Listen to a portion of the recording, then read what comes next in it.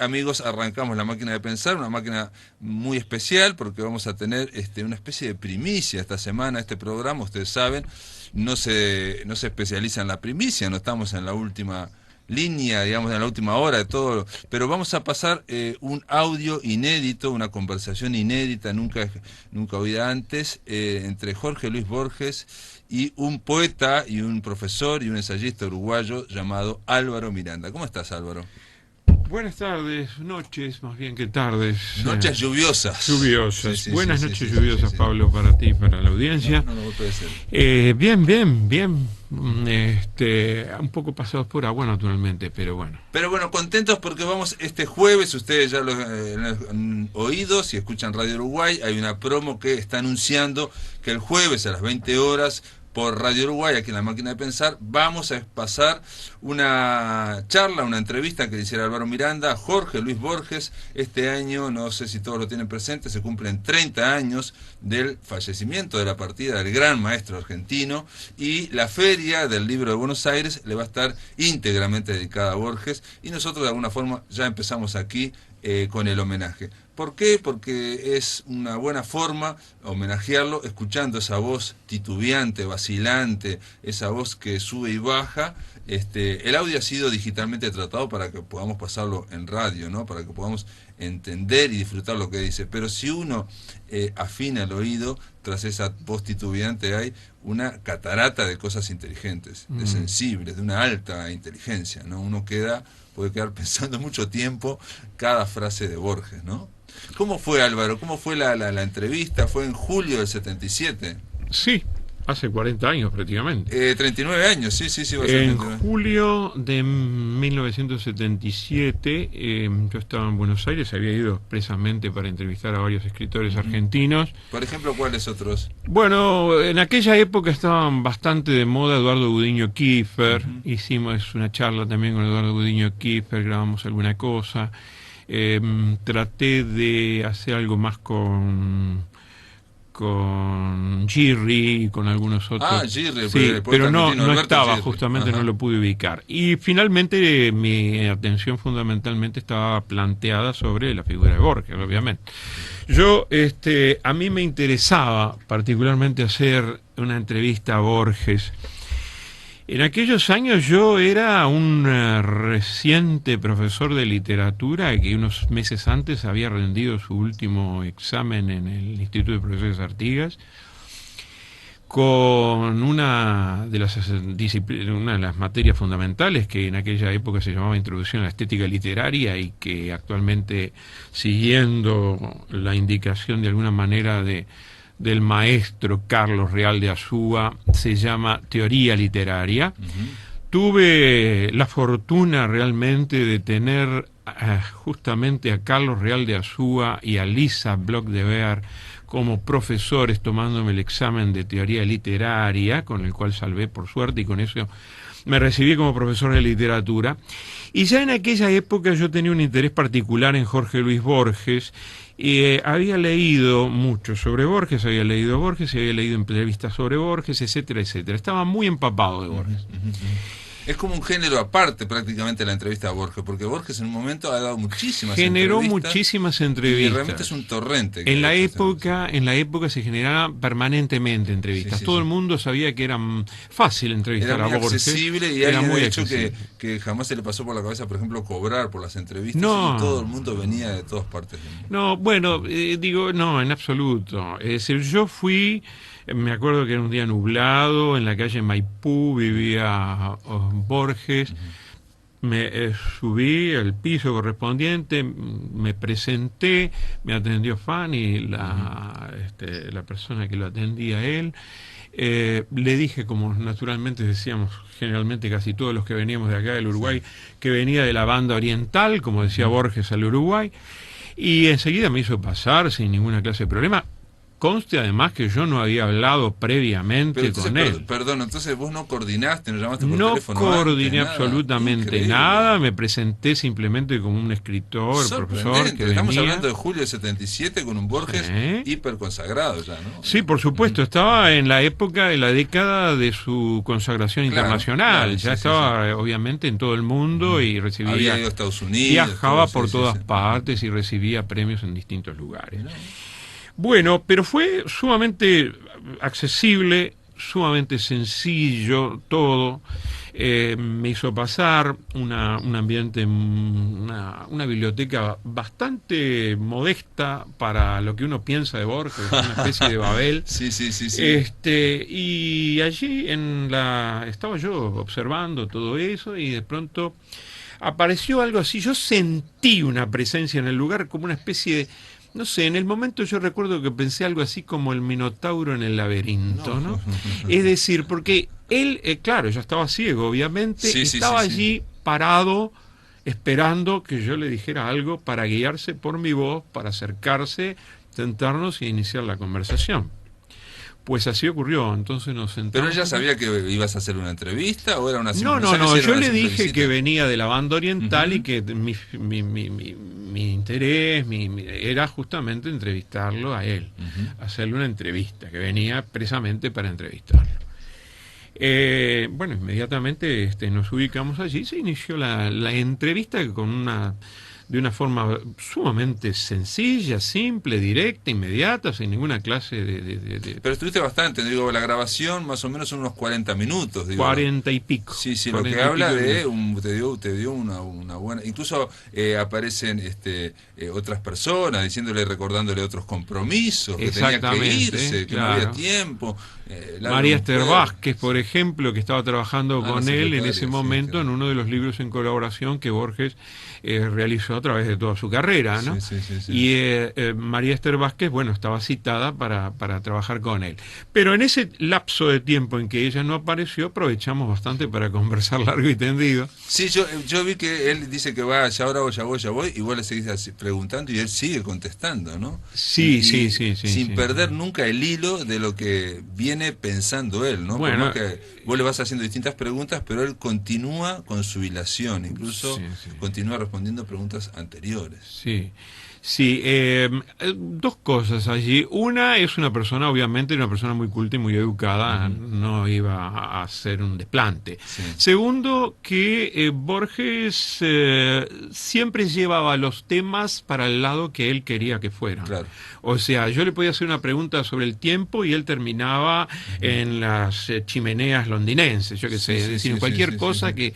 Es decir, de pronto no te respondía directamente la pregunta que hacía, sino que él hacía todo un vuelo. Pero por momentos parece que está como pensando, como una especie de soliloquio, está pensando y está como contestándose o preguntando, porque nunca afirma así tajantemente o duda y después hace una afirmación. No, es que él tenía su ritmo, Borges tenía su ritmo. Para conversar con él, uno se va a dar cuenta cuando se escuche la entrevista, el joven entrevistador ansioso por responder con todo su cargamento teórico recién salido de la teoría literaria, naturalmente, y sobre todo con la idea de había leído muchas entrevistas, con la idea de hacer otra entrevista diferente, ¿no? Claro, llevada más a lo teórico, si se quiere. Porque una de las cosas interesantes de leer la gran cantidad de entrevistas que se le hacía es que tú ibas viendo cómo se repetía, puntualmente en determinados temas y cómo iban quedando sin respuesta o sin conocimiento, no se les planteaba otros determinados temas.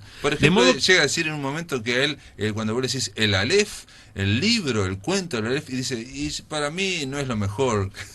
Para mí escribía muy barroco en esa época, ahora le gustaba más el libro de la arena. Claro, de cualquier manera, el tema es que claro, vos Borges, uno estaba hablando con él y le entrevistaba, si tú le hacías una pregunta, por ejemplo, yo puntualmente había tomado nota de ciertas cosas que Borges nunca había respondido. O sea que Borges nunca se le habían preguntado. De ahí tantas preguntas sobre teoría que hice al principio, y algunas de ellas muchas preguntas que no fueron respondidas en realidad. No es lo que le interesaba a Borges, él mismo lo dice al principio, de modo que por ahí fue la entrevista. Y bueno, después lo demás fue realmente un placer total, una conversación entre el joven admirador de la figura de Borges y tener ahí frente a uno el maestro en persona. Esas cosas que son experiencias únicas que te quedan exactamente clavadas para siempre. Para siempre. ¿Qué te parece si escuchamos un fragmento de la entrevista? A ver. ¿Cómo no? ¿Puede ser, Juan? Borges, ¿qué es para usted la literatura? ¿Un ente autotélico o un ente ancilar? Es decir, autotélico en el sentido de flogar, ¿comprende? Sí. No, ancilar no, desde luego. Yo creo que la literatura es un fin. ¿Es un fin? Fin. De un fin en sí, que no claro. Es otras cosas. No es un medio, no es un instrumento. Una entidad autotélica. No, además, si yo vivo para la literatura, mi vida es una vida esencialmente literaria. Si yo veo todo en función de la literatura, no me importa haber sido fichado por esa desdicha, permiten su rol literario. Pero hemos estado hablando todo este tiempo y no ha funcionado una obra máxima para mí, que es la Divina Comedia. Ajá. Sí. Y eso que yo no soy italiano, ¿no? Yo soy español, que es una forma del italiano, salvo que digamos que el italiano es una variedad del español. Seguro. Yo vivo para la literatura, mi vida está en torno a la literatura, mi vida es literaria, dice, entonces no puedo pensar más allá de eso. ¿Cómo es la pregunta que le hiciste? Porque realmente yo no la entendí. La pregunta era una pregunta que... A ver. Si consideraba que la literatura era autotélica, una entidad autotélica o ancilar. Es decir, si la literatura era por la literatura misma, se escribía literatura, sí, claro. En el sentido de telos, de fin, claro, autotélica. Claro, exactamente. Es decir, la literatura constituía una finalidad en sí misma, o si por el contrario la literatura debía estar al servicio de alguna otra cosa. ¿Y cómo es que lo llamás vos, ansio? Ancilar. Ancilar. Ancilar. ¿Y qué se escribe con X? No sé. Con C. Ancilar, como suena con C. Sí, son conceptos teóricos de la literatura.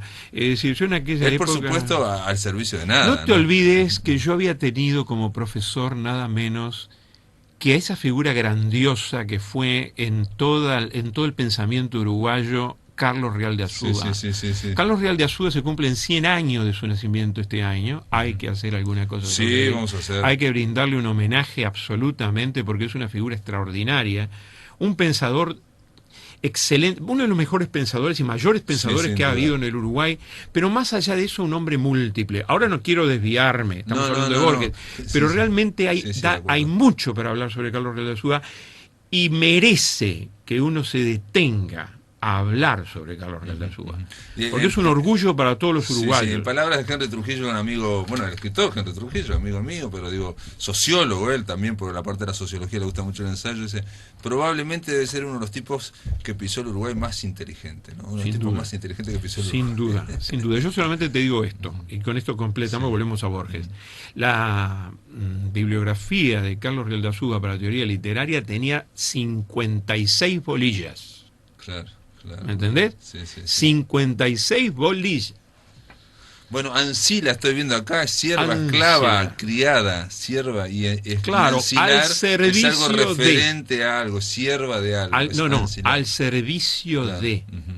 Es decir, la persona, poner la literatura al servicio de una ideología. Correcto, claro. Poner la literatura al servicio. La literatura comprometida que estaba con tanta fuerza, tuvo los 60 y principios. Una cosa era el arte por el arte, por ejemplo Flaubert, etcétera, y otra cosa era la literatura al servicio de una ideología. Y la contestación de Borges es muy sencilla, dice, si yo toda mi vida es literaria, ¿al servicio de qué va a estar? Digamos? Es solo de la literatura, todo lo que yo hago es literatura. Claro. Mi vida es literaria, dice. Sí, sin duda era autotélica, plenamente autotélica.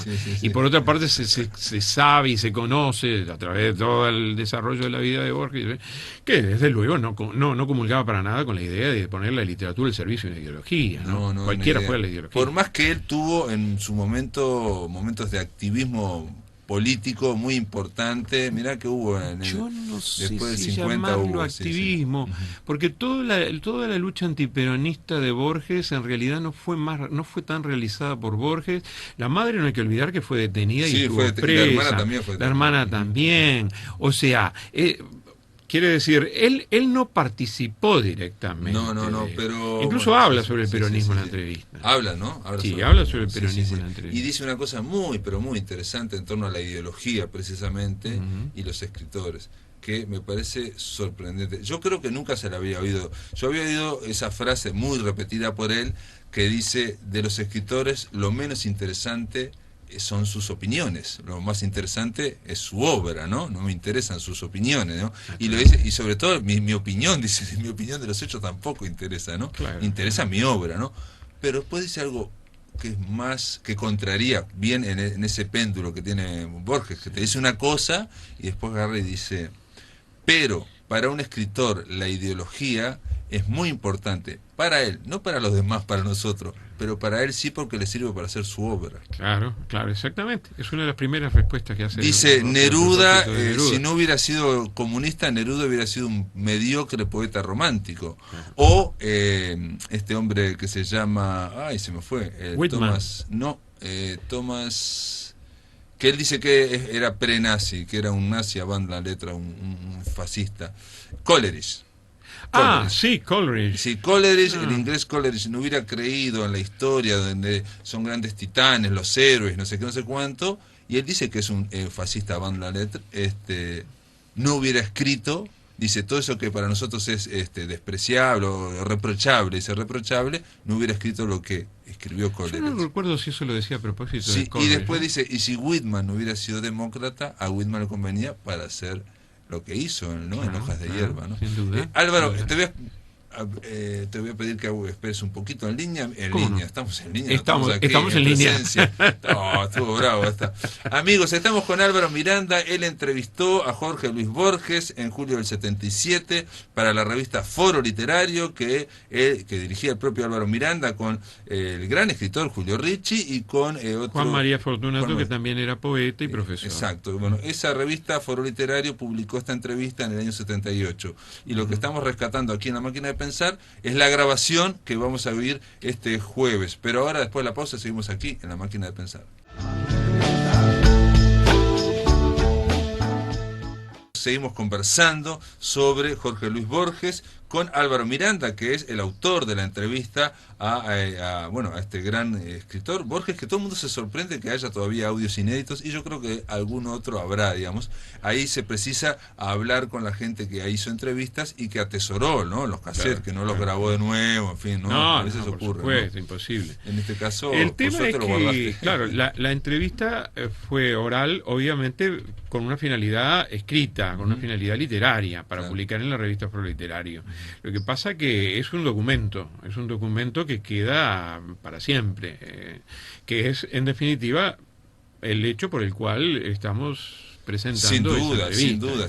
Porque tiene un interés que trasciende mucho más los 40 años que han pasado. Sin duda. Por ejemplo, para que se hagan una idea a los amigos que nos están oyendo, el principal centro de estudios de Borges está en Estados Unidos. Es algo sorprendente, digamos, ¿no? Porque uno diría, bueno, hay grandes centros también, hay grandes estudios en Argentina, no voy a desmerecer esto, pero en Facebook me sorprendió que me incluyeron ese centro, y bueno, ahí realmente está muy ordenado y muy prolijo. Y se dedican simplemente a una cosa, a tratar de juntar toda noticia que haya sobre Borges en el planeta, ¿no? Y obviamente presentar, y están constantemente haciendo libros sobre Borges. Eso es un procedimiento típicamente norteamericano, anglosajón, es decir, en las universidades norteamericanas siempre es así. El interés de los norteamericanos por los escritores latinoamericanos siempre fue muy grande, y particularmente en aquellos años. Por aquellos que traducen y que les interesa, digamos, entran el 1% del 100%. En términos generales, en una época les interesaba toda la literatura latinoamericana.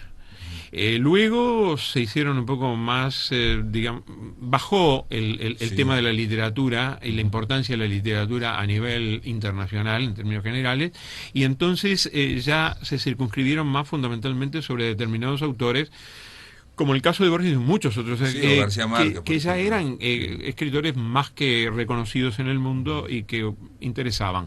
Y particularmente a los anglosajones les interesa porque la obra de Borges es fundamentalmente anglosajona. Sí, sí, tiene muchos puntos Tiene de muchos puntos de contacto. contacto. Alguien dijo, por ejemplo, Ítalo Calvino, por ejemplo, para que piensen, ¿no? Esta idea de Calvino que es extraordinaria, dice, cada lengua puede tener su programa, ¿no? Su forma de desarrollar, dice.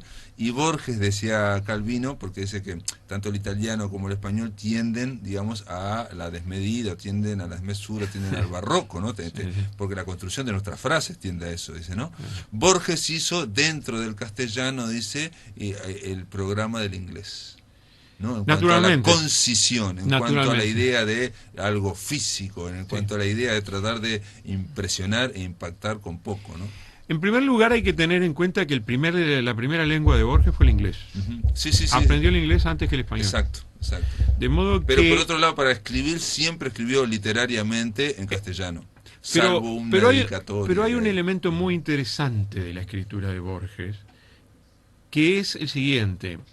Borges primero aprendió el inglés como primera lengua, Exacto. Segundo tenía la biblioteca del padre, que fue lo que leyó durante toda su juventud, y eran la mayoría libros en inglés. Ilimitados libros ingleses, dice. Claro, exactamente. Y en tercer lugar, lo interesante, que yo lo he estudiado en algún ensayo sobre una de las narraciones de Borges, aquella Everything and Nothing, la obra sobre Shakespeare, aquella narración sobre Shakespeare, la construcción de las frases de Borges, la construcción del lenguaje borgiano, es una construcción que nace del inglés y que parece trasladada al español. Exacto, bueno, un poco lo que decía traducida Calvino, lo que decía, digamos, o sea, la concisión del inglés, claro, digamos, como programa de lengua. En inglés y traslada luego al español. ¿Me entendés? Hasta ese punto de influencia británica, de influencia inglesa, tenía Borges. Él había aprendido fundamentalmente. Lisa Bloch dice algo similar, pero algo un poco diferente. Dice que, claro, que eso se sabe cualquier persona que habla dos idiomas, ¿no? Ningún idioma, es decir, cada idioma, el nuestro, por ejemplo, recorta la realidad en palabras, ¿no? Yo digo mesa, digo micrófono, digo sobre, ¿no? Y eso, ¿no? Recortamos la realidad, ¿no? Un esquimal va a tener 15 nombres para la palabra nieve porque ve 15 tipos de nieve. Nosotros vamos a tener uno solo porque no vemos nieve, en fin. Entonces, cada lengua, cada idioma recorta diferente. Exactamente. No recorta exactamente igual, sino que diferente. Y entonces lo que decía Lisa, que el que maneja dos idiomas o puede pensar en dos idiomas, ve lo intersticio, ¿no? Lo intersticial. Y eso también puede ser parte de una explicación de la originalidad que tiene Borges, porque uno lo analiza y es muy original siempre. Sí, y para nosotros aún más todavía porque no estamos tan acostumbrados a la literatura inglesa, a las literaturas inglesas, ¿no? Y en general la influencia acá en el Uruguay ha sido fundamentalmente en la literatura latina, claro, y sobre todo española. No estamos tan acostumbrados a leer. Pero si tú lees las construcciones verbales de Borges, las construcciones, los giros idiomáticos que utiliza Borges, son claramente pensamiento inglés trasladado al castellano. Yo te digo, en ese ensayo yo lo estudiaba eso y lo señalaba. Y es muy interesante también lo que dice Lisa, desde luego, por supuesto, ella es especialista en el tema. Es una especialista, Vamos a estar hablando con Lisa Bloch el jueves. Le mandamos la entrevista para comentarla con ella, que también Lisa supo conocerlo y conversar varias veces con Borges. ¿Qué te parece si escuchamos otro fragmento de la entrevista que le hiciste, Álvaro, a Jorge Luis Borges? Esta vez Borges habla sobre el expresionismo alemán. Bien. ¿Qué autor expresionista influyó con mayor profundidad en su obra? ¿Los autores alemanes, dice usted? Sí. No sé si influyeron. Usted suele mencionar a Meyrink. Sí, a Meyrink, pero Meyrink es, no sé si es totalmente expresionista, ¿eh? Ajá. Pero ¿por qué me gusta Meyrink? Ahora, querría decir que para mí, de todos esos movimientos, de todos los signos, sí, por ejemplo, el cubismo, el imagismo de Chopin, el turismo de Marinetti, luego el contraísmo español, el más tardío y el menos importante que sea, yo creo que el movimiento más, el cubismo en Francia, el movimiento más importante fue el expresionismo alemán. Sí. Porque usted piensa en el cubismo, era puramente formal. En el expresionismo tenía también un lado místico, un lado social del pacifismo, desde todos los países que fueron hermanos. Claro. Y dibujos más. Pero muchos son, por ejemplo, Johannes Becker. Johannes Becker que luego murió en Prusia. En Prusia. Sí, sí, no, porque los rusos, en casa. Claro. Sí. No, pero grandes escritores. Justamente, continuando Yo por con... aquella época yo empecé a estudiar el alemán. Y yo me enseñé el alemán para leer Die Weltanschauung en el texto. Yo lo había leído en inglés, Schopenhauer. Y yo decidí leerlo en el texto. Entonces adquirí el Buch der Lieder de Heine, un diccionario alemán-inglés. El inglés era el otro idioma germano que yo sabía. Claro. Y me puse a estudiar. Y bueno, me puse a estudiar y en poco tiempo leí las poesías de Heine directamente. Perfecto. Aquí tengo no sé edición que voy a mostrarle a usted. No se preocupe. Bien. Aquí tengo una edición de aquella época. Del Golem, Heine. El Golem, que inspiró uno de sus poemas, justamente. Precisamente un poema así. Pero yo me inspiré en este libro, me inspiré en el libro sobre la Cábala, de Scholem, en el libro Trachtenberg. Sí. Me interesó mucho la Cábala. Perfecto. Muy bien, el expresionismo alemán, acá le preguntás por el expresionismo alemán y él dice que bueno, que no le influyó tanto Borges, pero dice que dentro de todas las vanguardias, cubismo, surrealismo, no sé qué, para él la más profunda o la más rica en realidad fue el expresionismo, porque dice que tenía su lado místico y su lado social, y después dice que en realidad se autoenseñó el alemán, claro, para poder leer a Schopenhauer en el original, o sea, fue por leer un filósofo que había leído en inglés, Schopenhauer, porque quería leerlo en alemán. Se compró un libro ahí y se puso sí, de Heine, sí. Aprendió... Claro, la poesía de Heine. De Heine, Heine, claro, sí, y a partir de eso, autodidacta, aprendió la lengua. O sea que primero trató de traducir la poesía de Heine y después ahí aprendió el alemán. Naturalmente, con un sí. diccionario. Claro, él era muy joven en aquella época. Sí, estaba, sí. No hay que olvidarse que estaba viajando por Europa con toda la familia, los padres, la hermana, etcétera. Sí, se quedó, la Primera Guerra Mundial los agarró en la mitad estando en Suiza y se tuvo que quedar en Ginebra, ¿no? Exacto. Estuvieron unos años ahí y él aprovechó, y aparte tenía muchos compañeros que eran hablaban alemán, ¿no? Y cerró después circularmente todo yendo a morir a Ginebra. Eligió Ginebra para morir, sí, eligió el cementerio de Ginebra, las ruinas circulares. Sí, que de alguna forma también es como, no sé, tiene que ver con ese discurso, eso lo interpreto yo, con el discurso ese, digamos, antipatriotero que tenía él, ¿no? La Argentina es muy... Imagínate lo que estaba pasando en Argentina es muy Argentina. necrofílica también, digamos, nosotros también somos muy necrofílicos en cuanto a que cuando se muere alguien, estatuas, no sé qué, no sé cuánto, y él huye de todo eso. ¿Quién sabe lo que hubiera pasado en Argentina si los restos de Borges descansaran en Argentina? De pronto hubieran mirá lo que pasó con Evita o con Perón, que le cortaron la mano, ¿no? Estaba mucho más tranquilo en Suiza, en Ginebra. Sí, puede ser. En fin, pero él es increíble que él aprendiera alemán, y esto te lo cuenta con buena disposición, ¿no? Y habla también de otro libro que él leía casi una vez por año, eso me sorprendió, que es El Golem de Meiring. Meiring, sí. Sí, bueno, es una obra clásica de la literatura fantástica, ¿no es cierto? Hay versiones cinematográficas excelentes. Hay una película muda, ¿no? Claro, hay varias. Hay la película muda expresionista de Paul Wegener. Ahí está. Y después hay una versión de Julien Duvivier. Hay varias versiones sobre el Golem. Sí. La muda es de este hombre, Paul Wegener, que después se hizo nazi. Galín, sí. Y después se hizo nazi, sí. Pero la película está muy bien, ¿no? Sí, excelente. Por ejemplo, esa película, para lo que es mejor que me gustó más a mí, por lo menos, que la de Duvivier, ¿no? Para que se hagan una idea, los que nos están escuchando, voy a decir un comentario frívolo, pero los Simpsons, cuando hablan de el Golem y le dedican un capítulo, toman todo de la película de cine mudo, ¿no? O sea, y tal cual, claro. la imagen, todo, ¿no? Como lo imaginan. Bueno, ahí está el expresionismo cinematográfico pintado absolutamente, ¿no? Bien claro.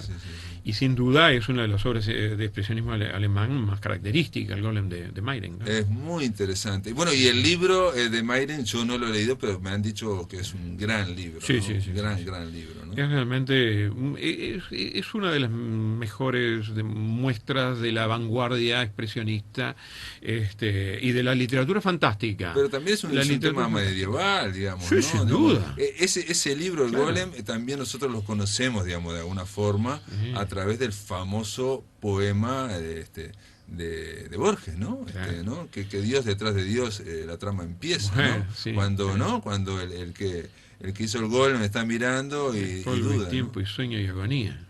De Sí. polvo, tiempo, sueño y agonía. Sí, sí. Extraordinario. Otro escritor que sin duda ahondó mucho en todo ese tema que también tiene que ver es Manuel Mujica Lainez, ¿no?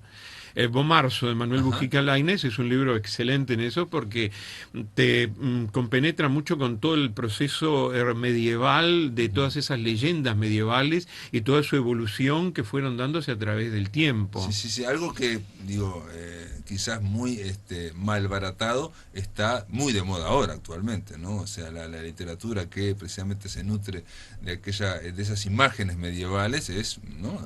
Está arrasando, ¿no? Malbaratado todo lo que digamos, pero arrasa, digamos, ¿no? Sí, bueno, depende de cómo lo encares, de cómo lo... Sí, sí, es sí, decir, la Edad Media es una edad que desde el punto de vista literario, desde el punto de vista artístico, Sí, y místico es extremadamente, también, ¿no? Sí, sí, claro, los templarios, todo extremadamente rica en lo que en propuestas y se cosas, han hecho ¿no? novelas, bueno, esta novela de Humberto Eco, ¿no? El nombre de la rosa. El nombre de la rosa, uno de los personajes justamente siempre se, llama, dijo que se refería a Borges. Pero se llama Jorge de Burgos. Jorge de Burgos. Es el dueño de la biblioteca, es el bibliotecario, es ciego. Más claro imposible. Y es el más malo de la película, ¿no? Sí, Porque sí. es el hombre lo que presenta está muy todo, ¿no? mal ahora. Es el ortodoxo que va cuidando, ¿no? Es el guardián de la sabiduría, ¿no? Y se llama Jorge de Burgos. Jorge ¿no? de Burgos, sí. No, es una clara alusión a De la Borges, misma forma que el franciscano que va de detective se llama Guillermo de Baskerville, ¿no? Que es el Sherlock Holmes, ¿no? Está extraordinario. No, pero, esos juegos pero ese libro, digamos, el nombre de la rosa, es un libro borgiano. En un momento se dijo, es la novela que Borges no escribió, ¿no? Porque es la erudición puesta... Viste que yo le pregunto sobre las novelas, que sí. por qué no escribió nunca sí, novelas. le preguntás por qué no escribió novelas, sí. Y él te dice una respuesta que yo nunca había oído, ¿no? Dice, porque yo no soy lector. No, pero es muy interesante porque te da muchas pistas sobre la obra de él. Dice, no soy escritor de novelas porque no soy lector de novelas. Correcto. Atención, eso ya te abre una luz importante sobre la obra de él. Es decir, lo principal de la obra de Borges está trazado sobre la lectura de narraciones breves, poemas, poesía, pero más bien obra de breve, como fue la obra de Borges. Sí, o ensayos también breves. Ensayos, también, claro. Porque él también hizo sí. una de las cosas geniales que hizo fue romper la barrera de los géneros, los fronteros, ¿no? Sin duda. En su antología personal hace un par de bromas que si a uno no está avisado, porque dice, en poesía pone los poemas, en cuentos pone uno se sorprende porque encuentra un artículo, y en ensayo uno lee los ensayos y encuentra un cuento, acercamiento a la mostacía. Bueno, es que y no avisa nada, ¿no? Yo te citaba el trabajo sobre Everything and Nothing, que era sobre Shakespeare, y en realidad tiene de biografía, tiene de ensayo, tiene de narración, todo en una sola pieza de prosa. Genial. Eso es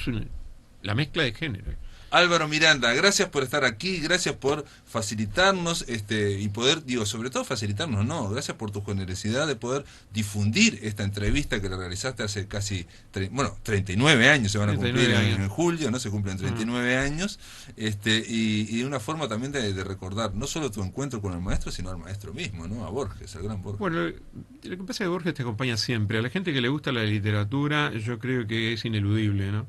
Es un escritor que uno no puede dejar de leer, para bien o para mal, de acuerdo o no, pero siempre por Borges hay que pasar.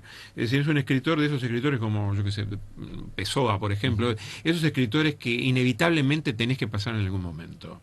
Te acompañan después durante toda la vida. Estoy totalmente de acuerdo con vos, Álvaro Miranda. Borges es extraordinario. Amigos, después de la pausa seguimos aquí, en La Máquina de Pensar. La Máquina de Pensar.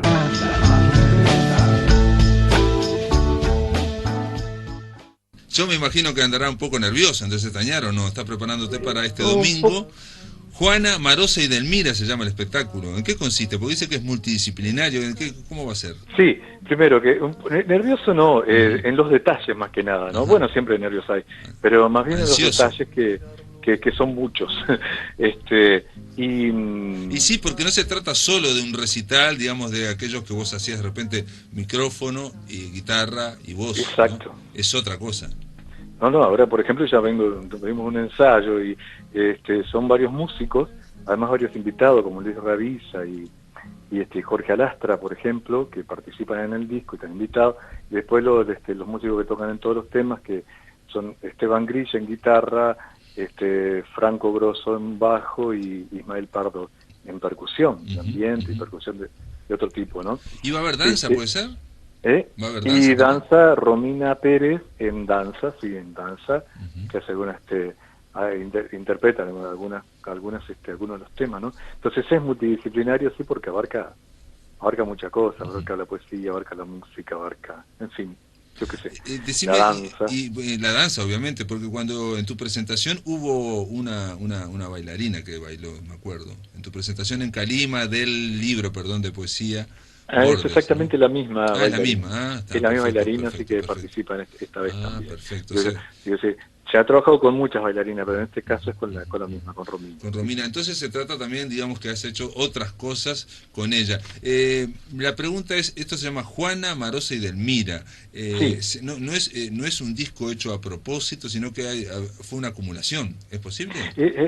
Exactamente, porque desde aquel material Mujeres en mi voz, que fueron muchísimas poetas, ¿no? De las conocidas, clásicas y emergentes. Después surgió el espectáculo del Mira Solo, que lo hicimos una vez sola en la Sala Verdi. Entonces ahí hice Juan y Delmira para hacerlo, y lo hice 2 fines de semana en el Museo Blanes, que estuvo bárbaro, ¿de acuerdo? Pero como había hecho entre medio de esas un espectáculo en Salto solo de Marosa, dije, bueno, es momento de nuclear las 3. ¿Por qué? Porque, bueno, primero son 3 grandes referentes, ¿no? Obviamente que hay otras, como Lidia Vilariño, claro. Pero estas eran las 3 que yo tenía más bien musicalizadas, y de 3 diferentes épocas, ¿no? Entonces, por sí sola hablan de la poesía uruguaya, ¿no? La poesía femenina. Sí, es un panorama impresionante, ¿no? Juana de Ibarburú, Marosa de Giorgio y Edelmira Agustini, estamos hablando de 3 grandes poetas y muy distintas, ¿no? Muy diferentes, ¿no? Juana de Ibarburú y Edelmira, bueno, podían tener cierta afinidad, pero en realidad son muy distintas. Y decime, cuando hiciste lo de Marosa ya en Salto, porque digo, Marosa es de Salto, salteño, vos sos salteño. Sí, en el teatro, cuando se inauguró la remodelación del museo de la casa de Horacio Quiroga, que también hay un sector para Marosa, ¿no? Hay un sector que hay un ala del Horacio Quiroga del museo que es dedicada a Marosa de Giorgio. Sí, y bueno, y en ese teatro llevado por la Fundación Marosa fui a cantar ahí todo Marosa nada más, ahí en el teatro de la casa de Horacio Quiroga en Salto. Te voy a hacer una pregunta y disculpame si te digo un bolazo. Juana, Marosa y Delmira, ¿va a ser también un CD? ¿No está planteado como un trabajo en CD, no? No, salió el CD, Pablito. Lo que pasa perfecto. Salió el CD en diciembre, lo que pasa que tuvo poca difusión todavía porque estábamos esperando que pasara el verano y recién ahora empezar a promoverlo, ¿no? No, porque se hablaba de un trabajo de musicalización, una base del espectáculo, entonces es la presentación del CD, entonces. Sí, lo que pasa que oficialmente en la sala no se puede, es un espectáculo, ¿no? No se puede decir que es una presentación, pero es de hecho la presentación bueno, del CD. Es un espectáculo, es una musicalización. Pero de hecho es la presentación del CD. Correcto, claro. Correcto. Y de alguna forma, como digamos, en ese largo trabajo que vos tenés de musicalizar poesía, ¿no? Porque has musicalizado a poetas contemporáneos, vivos, has musicalizado a muchos poetas. ¿Por qué elegiste a las 3 y por qué, digamos, no hay algo musical? Te pregunto, porque también, digamos, cuando uno hace canciones en torno a poesía, puede haber algunas que te lleguen más que otras, digamos, ¿no? Son creaciones tuyas, de alguna forma.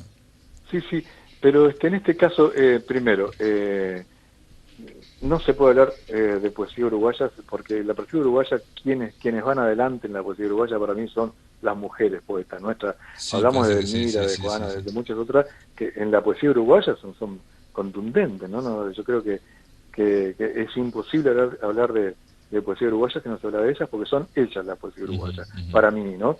Sí, sí. Digo, sin menospreciar, por supuesto, a los grandes No, poetas. no, pero se habla, digamos, internacionalmente que en Uruguay, por algún extraño fenómeno, son poetas las más importantes y aparte de todo se les llama Circe, Delmira, Juana, Ahí ¿no? está. Marosa. Claro, y hoy justamente hablábamos con Silvia Guerra de esto, que Silvia es una estudiosa de eso y dice que además es algo que no para, que comenzó como por el 900 y siguió generación Sí, tras sí. María generación, ¿no? Eugenia, bueno, sí, Ahí Nancy está. Bacelo, digo, Nancy, ¿no? Ahí está, más contemporánea, Marosa, digamos, Nancy, sí. Y bueno, No, y pero yo un poco... pero Andrés, mi pregunta iba por el lado musical. Si vos sentiste también que, por un lado, para vos te Sí, llegan más esas poesías, ¿no? Está bien, de acuerdo. sí, Pero, sí. digamos, tal vez hiciste más canciones con más poemas de estas mujeres y seleccionaste estos, ¿o no? Exactamente, sí, sí, hice mucho más, porque del punto de vista musical, bueno, por ejemplo, en el caso de Delmira y de Juana, es más fácil que Marosa, porque Marosa todo es prosa. Sin embargo, hay canciones de Marosa, hay poesías de Marosa que les canto unas partes y otras las digo. Otras no, otras como bueno, yo qué sé, ahora para nosotros, que es una que salió de una prosa, salió una canción así, depende mucho. Pero el tema musical y el gusto, ¿no? El gusto y el tema musical, sí, me tiro hacia ellas, me parecía que se podía hacer, y bueno, le busqué melodías más o menos que puedan ir, más o menos no, que puedan ir con su poesía, pero además, no pensando, por ejemplo, en el caso de Elmira o de Juana, con la musicalidad de la época, sino con la musicalidad actual. Sí, sí, Que claro, es una puede muy bien. interpretación tuya, obvio, es una Exactamente, interpretación muy tuya. personal. Claro, es Sí, una sí. interpretación tuya que de alguna forma elegiste canciones que digamos que te parecen que pueden ir juntas, ¿no? Pueden ir juntas en ese trabajo, ¿no? Exactamente, y bueno, desde el canto mismo de que son mujeres y no elegí la parte más erótica sencillamente porque cuando hice esos espectáculos, las actrices leían las partes más eróticas de ellas, ¿no? Estaba hablando de Delmira y de Juana, ¿no? Y bueno, y por eso ya tenía seleccionado sus poemas más juveniles. Sin embargo, hay otras cosas ahí, ¿no? Que yo la canto con mi voz, la voz de ella, no la voz de la mujer. Así que bueno. Y igual vos, estas canciones también ya han sido cantadas, si se quiere, ¿no? Ya han sido estrenadas, ¿no? Porque es una acumulación de años de trabajo, ¿no? Donde ahora lo que estás haciendo es seleccionar para presentar un trabajo contundente, si se quiere, ¿no? Digamos, de poesía. Esto es una pregunta también muy arbitraria, digamos, muy relativa, pero ¿cuál notaste, tuviste en cuenta la recepción del público? Porque viste que a veces el público se entusiasma más con unas que con otras. Sí, no, en realidad ya es conocido que el público gusta mucho, por ejemplo, de Delmira, ¿no? Ajá. Y ya hay poesía ya que de hecho ya te dicen el caso de explosión, ya Claro. Delmira y la poesía explosión, que, bueno... sí, es un gran poema de Delmira, ¿no? Sí, Es claro. un gran problema. Y no, pero por ejemplo el caso de Juana, busqué poemas menos conocidos de Juana que tiene la selección que hizo el amigo poeta nuestro, como un amigo, Andrés Echeverría, junto con Arbeleche, de esa selección que hicieron, de esa antología que han hecho, saqué muchos poemas de ahí de Juana que no eran conocidos, que no eran muy conocidos. Nosotros conocíamos más lo de la escuela. Es cierto. Hay toda una fase de Juana, sobre todo la última, la media última, que no es tan conocida, desde Pasajera y Perdida. Que era muy importante mostrar. Entonces, y lo de Marosa, porque a mí me toca mucho, soy de Salto, entonces todas esas imágenes de la niñez de Marosa las tenía yo también, o muchas de ellas. Entonces, va por ese lado. No pensé en que el público en el público, sino que supongo que al público le gusta directamente. Muy bien, Andrés Estañaro, entonces la invitación está para este domingo 10 de abril a las 19:30, tengo acá en la sala Hugo Balso, el auditorio Sodre, dice que la entrada cuesta 400 pesos, ¿puede ser? ¿No? Sí, y ya están en venta, ya en la red venta. UTS, Red Perfecto, Pago, Red Habitat, perfecto, todo perfecto. eso. Y bueno, va a estar la producción de, Andrés Estañaro, pero hay un montón de guitarras y percusiones, y hay otra gente en danza realmente, ¿no? Realmente hay gente en danza, ¿no? Hay piano, hay gente en danza y la producción sí. general es de Celia Abraham Mauricio, que siempre la nombro porque muy bien, Celia es que produce el espectáculo. Perfecto. Y bueno, estaremos ahí en la sala Hugo Balso. Bueno, muy bien, bueno, ya sé que vas a tener éxito, vamos a tratar de ir, así que, y acompañarte, te mando un abrazo. Un abrazo inmenso, gracias al Flaco Germán y a vos, por supuesto, querido Pablo, un abrazo grande. Dale, chao.